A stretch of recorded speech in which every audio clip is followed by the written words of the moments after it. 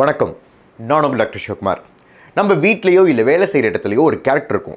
எப்படி அப்படின்னா, தனக்கு கொடுத்த வேலை மட்டும் செய்யாமல் மற்ற வேலைகளை இழுத்து போட்டு செய்வாங்க. அதுவும் நீட்டாக செஞ்சு முடிப்பாங்க. அது மாதிரியான கேரக்டர் கொண்ட உறுப்பு தான் நம்ம உடம்புல கிட்னி. ஆமாங்க, கிட்னி தான் நம்ம மொத்த பாடியோட ரத்த அழுத்தத்தை கண்ட்ரோல் பண்ணுது அப்படின்னு சொன்னால் நம்ப முடியுமா? இல்லை சிகப்பணுக்கள் உருவாகுவதற்கு மூல காரணமாக அமைவது கிட்னி தான் அப்படின்னு சொன்னால் நம்ப முடியுமா? சோடியம், கால்சியம், பொட்டாசியம் இது எல்லாம் சீராக நம்ம உடம்புல மெயின்டைன் பண்ணுறது மட்டும் இல்லாமல் கழிவுகளை அகற்றக்கூடிய வேலையும் நம்ம உடம்புல செய்யுது. இவ்வளோ வேலைகளை செய்யக்கூடிய கிட்னியை பாதுகாக்க வேண்டியது நம்ம பொறுப்பு. இந்த வீடியோவில் எதை பற்றி பார்க்க போகிறோம் அப்படின்னா, எந்தெந்த பழக்கங்கள் எல்லாம் நாம் அன்றாடம் செய்யும் எந்தெந்த பழக்கங்கள் எல்லாம் கிட்னியை சீக்கிரமாகவே பாதிக்கக்கூடியது, அதை பற்றி தான் இந்த வீடியோவில் பார்க்க போகிறோம்.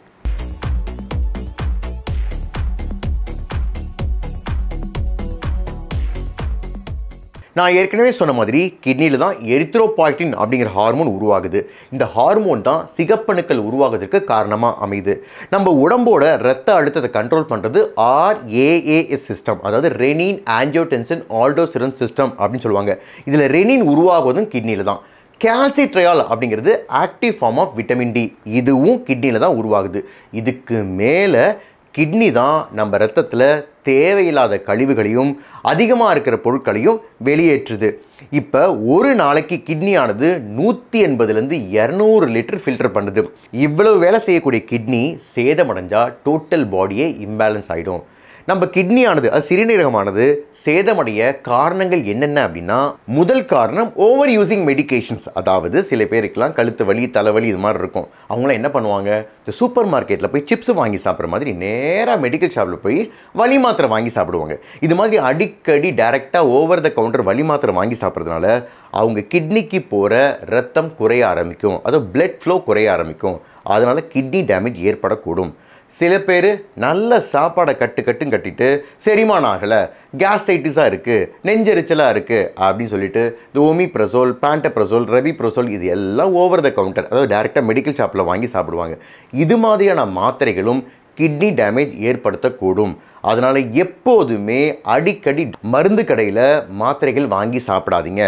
சார், டாக்டர்கிட்ட போனாலும் அதே மாத்திரை தான் எழுதுறாரு, இதில் என்ன சார் வித்தியாசம் அப்படின்னு நினச்சிங்க அப்படின்னா, மருத்துவருக்கு ஒரு மாத்திரை உங்களுக்கு ஒத்துக்குமா ஒத்துக்காதா அப்படிங்கிறது தெரியும். ரெண்டாவது, இந்த மாத்திரை எவ்வளோ நாள் உங்களுக்கு கொடுக்கணும் அப்படிங்கிறது தெரியும். அதனால் எப்போதுமே மாத்திரை எடுத்துக்கும் போது மருத்துவர் அணுகி மாத்திரை எடுப்பது நல்லது.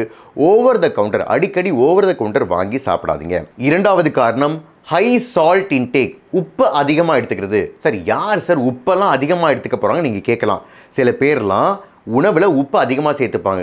இன்னும் சில பேர் உப்பு அதிகமாக இருக்கிற உணவை எடுத்துப்பாங்க. உதாரணத்துக்கு French fries, instant noodles, frozen foods, packed foods இது எல்லாத்துலேயுமே உப்பு அதிகமாக இருக்குது. இது மாதிரி உப்பு அதிகமாக இருக்கிறதுனால என்ன ஆகுது அப்படின்னா, நம்ம உடம்புல சோடியம் அதிகமாகுது. சோடியம் அதிகமாகிறதுனால கிட்னியானது நிறையா தண்ணீரை நம்ம உடம்புலேயே தங்க வைக்குது. தண்ணீர் இது மாதிரி நிறையா தங்கிறதுனால நம்ம உடம்புல இரத்த அழுத்தம் அதிகமாகுது. அது மட்டும் இல்லாமல் புரோட்டீன் யூரியா ஏற்படுது. அதாவது புரோட்டீன் எல்லாம் யூரின் வழியாக வெளியே போகுது.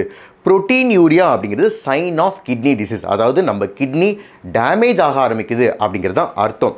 சால்ட் அதிகமாக இருக்கிறதுனால கிட்னியில் ரணங்களும் ஏற்படுது. இந்த 3 காரணத்தினாலையும் கண்டிப்பாக சால்ட் அதிகமாக எடுத்துக்கக்கூடாது. WHO என்ன ரெக்கமெண்ட் பண்ணுது அப்படின்னா, ஒரு நாளைக்கு ஒருவர் 2 கிராமுக்கு கீழே தான் உப்பை எடுத்துக்கணும், அது சோடியம் எடுத்துக்கணும் அப்படின்னு ரெக்கமெண்ட் பண்ணுறாங்க. மூன்றாவது காரணம் ஹை சுகர் இன்டேக், சர்க்கரையை அதிகமாக எடுத்துக்கிறது. சார், இப்போல்லாம் சர்க்கரையை சேர்த்துக்கிறதே கிடையாது, காஃபியில் கூட நான் சர்க்கரை சேர்க்கறது இல்லை அப்படின்னு சொன்னாலுமே நீங்கள் அன்றாட பேக்கடு ஃபுட் வாங்கி சாப்பிட்டீங்க அப்படின்னா அதில் எல்லாமே சர்க்கரை ஜாஸ்தியாக இருக்குது. உதாரணத்துக்கு பார்த்திங்க அப்படின்னா glucose, fructose, sucrose, corn syrup இது எல்லாமே அதிகமாக இருக்கும். அதாவது நம்ம நினச்சி கூட பார்த்துக்க மாட்டோம், hot and spicy chilli sauce அப்படின்னு போட்டிருப்பாங்க. அந்த சாஸில் கூட கார்ன் சிரப் அப்படிங்கிற சுகர் ஜாஸ்தியாக இருக்குது. இது மாதிரி சுகர் அதிகமாக எடுத்துக்கும் போது என்ன ஆகுது அப்படின்னா, நமக்கு சப்கிளினிக்கல் டயபெட்டிஸ் வருது. அதாவது சர்க்கரை நோய் அப்படின்னு வெளியில் தெரியாது, ஆனால் உள்ளுக்குள்ளே பாதிப்பை ஏற்படுத்தக்கூடும். பொதுவாக பார்த்திங்க அப்படின்னா கிட்னியை தான் பாதிக்கும். ரெண்டாவது, சுகர் வேல்யூ நம்ம உடம்புல ஜாஸ்தி ஆகிட்டே போயிட்டு இருந்தது அப்படின்னா நம்ம கிட்னினால் அந்த சுகரை ஃபில்டர் பண்ண முடியாமல் யூரினில் விட ஆரம்பிக்கும். இது பேர் கிளைகோசூரியா. சுகர் ஜாஸ்தியாக இருந்தது, நம்ம ரத்தத்தில் ஜாஸ்தியாக இருந்ததுன்னா ரத்தத்தில் யூரிக் ஆசிட் அளவும் ஜாஸ்தியாக இருக்கும். இந்த யூரிக் ஆசிடை நம்ம கிட்னி ஃபில்டர் பண்ணும்போது கிட்னி டேமேஜ் ஏற்படும். அதனால் ஒருவர் சர்க்கரை அளவை கம்மி பண்ணுறது ரொம்ப ரொம்ப நல்லது. 4வது காரணம் டீஹைட்ரேஷன், தேவையான அளவு தண்ணீர் எடுத்துக்காதது. அதாவது ஸ்கூலுக்கு போகும்போதோ ஆஃபீஸ்க்கு போகும்போது தண்ணி கொடுத்து விடுவாங்க, அதை அப்படியே கொண்டு வருவாங்க. ஏன் குடிக்கலையா அப்படின்னு கேட்டால் நேரம் இல்லை அப்படிம்பாங்க. ஒருவர் கம்மியான அளவு தண்ணீர் எடுத்துக்கிட்டார் அப்படின்னா என்ன ஆகுது அப்படின்னா, பொதுவாகவே நம்ம உடம்புல இந்த வேஸ்ட் ப்ராடக்ட், இந்த கழிவுகள், எக்ஸஸ் மினரல்ஸ், அதாவது நம்ம உடம்புக்கு தேவையில்லாத எக்ஸஸ் மினரல்ஸ் எல்லாமே யூரின் வழியாக தான் வெளியில் போகும். இப்போ யூரினில் தண்ணி கம்மியாக இருக்குது, அதனால் யூரின் கான்சன்ட்ரேட்டாக தான் இருக்கும். இது மாதிரி கான்சன்ட்ரேட்டடாக யூரின் போகும்போது சில மினரல்ஸ் கிட்னியிலே தங்க ஆரம்பிக்கும், அது டெபாசிட் ஆக ஆரம்பிக்கும். இதுதான் ஸ்டோனாக மாறிடும். அது மட்டும் இல்லாமல் ஒருவர் தேவையான அளவு தண்ணி எடுத்துக்காமல் இருந்தார் அப்படின்னா அவர்களுக்கு எல்லாம் அடிக்கடி யூரினரி ட்ராக் இன்ஃபெக்ஷன் வரக்கூடும். NRF2 அப்படின்னு ஒரு பாத்வே இருக்குது. இந்த பாத்வே என்ன பண்ணும் அப்படின்னா கிட்னியை ஆக்சிடேட்டிவ் டேமேஜ்லேருந்து பாதுகாக்கக்கூடியது. இப்போ தண்ணீர் குறைவாக எடுத்துக்கிட்டாரு அப்படின்னா இந்த NRF2 பாத்வே ஒழுங்காக வேலை செய்யாது, அதனால் சீக்கிரமே கிட்னி டேமேஜ் ஏற்படும். பெண்கள் ஒரு நாளைக்கு 2 லிட்டர் கண்டிப்பாக தண்ணீர் எடுத்தாகணும், ஆண்கள் 3 லிட்டர் கண்டிப்பாக தண்ணீர் எடுத்தாகணும். இதுவே ஒருவர் வெயிலில் வேலை செய்கிறவராக இருந்தாலோ இல்லை அதிகமாக எக்ஸசைஸ் பண்ணுறவராக இருந்தாலும் அதிகமாக தண்ணீர் எடுத்தாகணும். உடம்பு முடியாமல் இருக்கும்போதும் அதிகமாக தண்ணீர் எடுத்தே ஆகணும். 5வது காரணம் ஸ்மோக்கிங், புகைப்பிடித்தல். புகைப்பிடிக்கிறதுனால நம்ம உடம்புல பிபி அதிகமாகும். பிபி அதிகமாக இருக்கிறதுனால ரீனோவாஸ்குலர் ரெசிஸ்டன்ஸ் அதிகமாகும். அதாவது கிட்னிக்கு போகிற பிளட் சப்ளை குறைவாக தான் போகும், அதனால் ஃபில்ட்ரேஷனும் குறைவாக தான் நடக்கும். நெஃப்ரைட்டிஸ், கிட்னியில் ரணங்களும் ஏற்படும். இந்த சிகரெட்டில் இருக்கிற நிக்கோட்டின் என்ன பண்ணும் அப்படின்னா கிட்னிக்கு ஆக்சிடேட்டிவ் டேமேஜை அதிகப்படுத்தும், அதனால் கிட்னி டேமேஜ் ஆகும். இல்லை அப்படின்னா ரீனல் செல் கார்சினோமா, அதாவது கிட்னியில் கேன்சர் கூட வரக்கூடும். 6வது காரணம் ஆல்கஹால் இன்டேக், மது அருந்துதல். மது அருந்துறதுனால என்ன ஆகும் அப்படின்னா ஸ்மோக்கிங் மாதிரியே தான் இதுவும் கிட்னியில் ஆக்சிடேட்டிவ் டேமேஜை அதிகப்படுத்தும், அதனால் அணுக்களை, கிட்னியில் உள்ள அணுக்களை சேதப்படுத்திடும். அது மட்டும் இல்லாமல் மது அருந்தின உடனே ஆன்டி டயூரிட்டிக் ஹார்மோனை வேலை செய்ய விடாமல் தடுத்துரும். புரியும்படி சொல்லப்போனால் மது அருந்தினா அதிகமாக யூரின் ஃபார்ம் ஆகும். அதிகமாக யூரின் ஃபார்ம் ஆகிறதுனால இந்த யூரின் மூலமாக கால்சியம் லாஸ் அதிகமாக இருக்கும் நம்ம உடம்புல இருந்து. 7வது காரணம் செடென்டரி லைஃப் ஸ்டைல். ஒரு நாளைக்கு ஒருவர் அதிக நேரம் உட்கார்ந்தோ படுத்திருந்தார் அப்படின்னா, அதாவது 6 மணி நேரத்திற்கு மேலே உட்கார்ந்திருந்தார் அப்படின்னா கண்டிப்பாக எண்ட் ஸ்டேஜ் ரீனல் ஃபெயிலியர் வரக்கூடும், அதாவது அவர் கிட்னி டேமேஜ் ஆகிறதுக்கான வாய்ப்புகள் உண்டு.